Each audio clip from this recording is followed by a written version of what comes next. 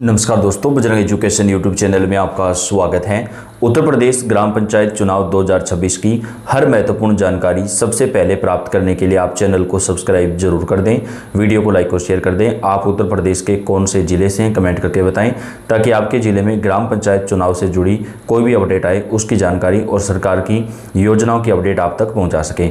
उत्तर प्रदेश ग्राम पंचायत चुनाव को लेकर आज आखिरकार बेहद बड़ी खबर आ रही है दोस्तों।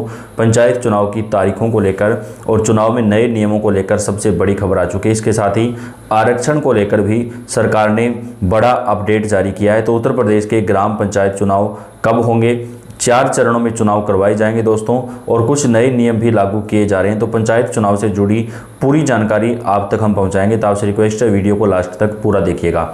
त्रिस्तरीय पंचायत चुनाव के लिए अंतिम मतदाता सूची जारी, 30 दिसंबर तक कर सकेंगे दावे और आपत्ति। जी हाँ दोस्तों, अंतिम मतदाता सूची जारी की गई है। अगर आपको उसमें कोई आपत्ति है तो आप जो है अपनी आपत्ति दर्ज करवा सकते हैं। इसके साथ ही उत्तर प्रदेश के ग्राम पंचायत चुनाव में ओबीसी आरक्षण को लेकर बड़ी बैठक की गई है दोस्तों, और अन्य आरक्षण को लेकर भी आंकड़े मांगे गए हैं। अब उत्तर प्रदेश के ग्राम पंचायत चुनाव बेहद जल्द होंगे।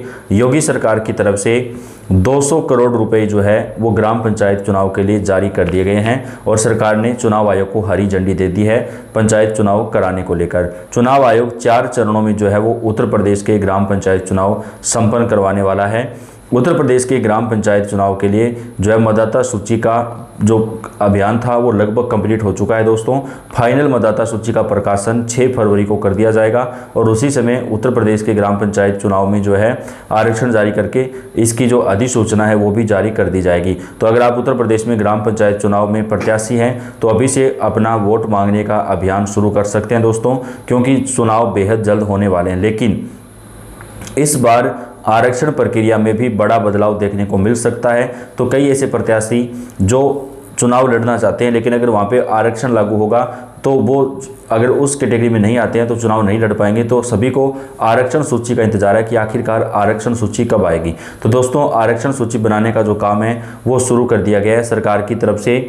यहाँ पर चुनाव आयोग की तरफ से भी तैयारियाँ जो है वो इसकी तेज़ कर दी गई हैं, और सभी ग्राम पंचायतों से आरक्षण का जो आंकड़ा है वो मांगा जा रहा है। जी हाँ दोस्तों, यहाँ पर उत्तर प्रदेश के ग्राम पंचायत चुनाव में सरकार की तरफ से 4 चरणों में चुनाव करवाए जाएंगे।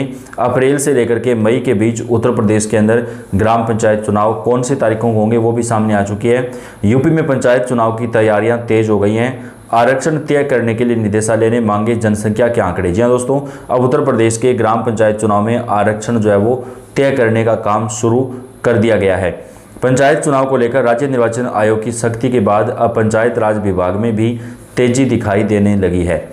पंचायती राज निदेशालय ने डीपीआरओ विशाल सिंह से ग्राम प्रधान, ग्राम पंचायत सदस्य, क्षेत्र पंचायत सदस्य और जिला पंचायत सदस्य के विभिन्न पदों के सापेक्ष जनसंख्या के आंकड़े मांगे हैं।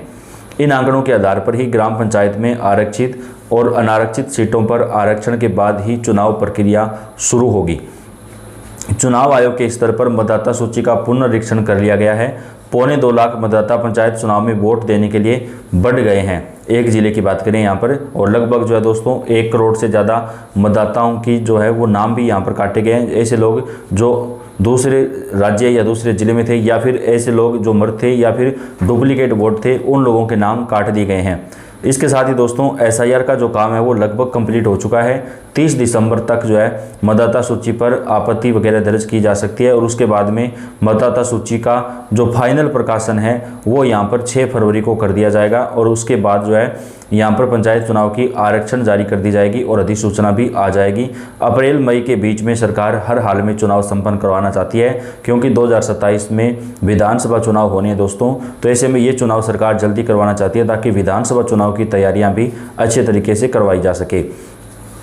अब राज्य निर्वाचन आयोग का पूरा ध्यान पंचायत चुनाव पर है। चुनाव के लिए ग्राम पंचायतों में अब आरक्षण लागू किया जाना है। जिले में कुल 1164 ग्राम पंचायत हैं। इसके अलावा 1764 क्षेत्र पंचायत सदस्य वगैरह हैं।